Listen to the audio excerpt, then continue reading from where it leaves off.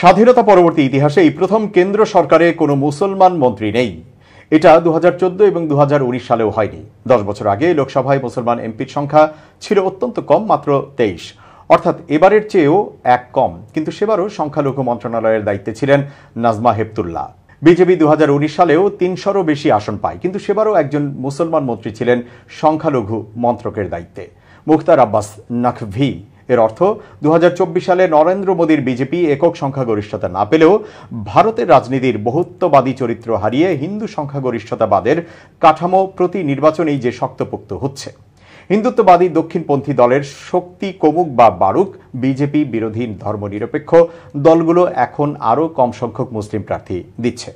উদাহরণ হিসেবে বলা যেতে পারে, প্রধান বিরোধী দলগুলো যারা নিজেদের ধর্মনিরপেক্ষ বলে দাবি করে, তাদের মধ্যে কংগ্রেস 2019 সালে 34 জন মুসলিম প্রার্থী দিলেও এবার দিয়েছে 19 জন।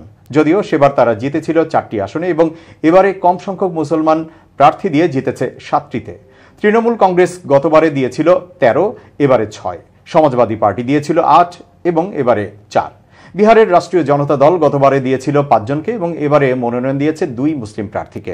অর্থাৎ বিজেপি বিরোধী ধর্মনিরপেক্ষ দলগুলো প্রবলভাবে মুসলিম প্রার্থীর সংখ্যা কমাতে আরম্ভ করেছে।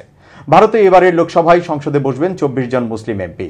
এদের মধ্যে সবচেয়ে বেশি সংখ্যক এমপি বসবেন প্রধান বিরোধী দল কংগ্রেসের জন্য নির্ধারিত বেঞ্চে 7 জন। এরপরই সবচেয়ে বেশি সংখ্যক মুসলিম এমপি লোকসভায় পাঠিয়েছে পশ্চিমবঙ্গের তৃণমূল কংগ্রেস, 5 জন। উত্তরপ্রদেশের প্রধান বিরোধী দল সমাজবাদী পার্টি থেকে নির্বাচনে জয়লাভ করেছে 4 জন মুসলিম প্রার্থী। কেরালার দল ইন্ডিয়ান ইউনিয়ন মুসলিম লীগ থেকে 3 ও কাশ্মীরের ন্যাশনাল কনফারেন্স থেকে 2 জন। হায়দ্রাবাদের অল ইন্ডিয়া মজলিসে ইত্তেহাদুল মুসলিমিনের এমপির সংখ্যা 1 এবং স্বতন্ত্র 2। এর মধ্যে সবচেয়ে বেশি সংখ্যক মুসলিম এমপি লোকসভায় যাচ্ছেন পশ্চিমবঙ্গ থেকে, যার মধ্যে তৃণমূল কংগ্রেসের 5 জন এবং কংগ্রেসের 1 জন। ক্ষমতাসীন ন্যাশনাল ডেমোক্রেটিক অ্যালায়েন্সের একজন মুসলমান প্রার্থীও জেতেনি। বস্তুত এনডিএর 293 জন এমপির মধ্যে মুসলিম, খ্রিস্টান বা শিখ সমাজের ধর্মীয় সংখ্যালঘু এমপি একজনও নেই।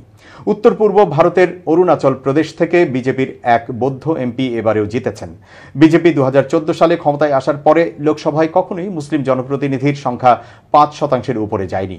ভারতে মুসলিম জনপ্রতিনিধি 1957 এবং 1999 সাল ছাড়া প্রতিবারই ছিল 5% উপরে। সর্বোচ্চ মুসলমান জনপ্রতিনিধি ছিল 1980-এ 9.04% এবং 1984 সালেও ছিল 8%-এর উপরে।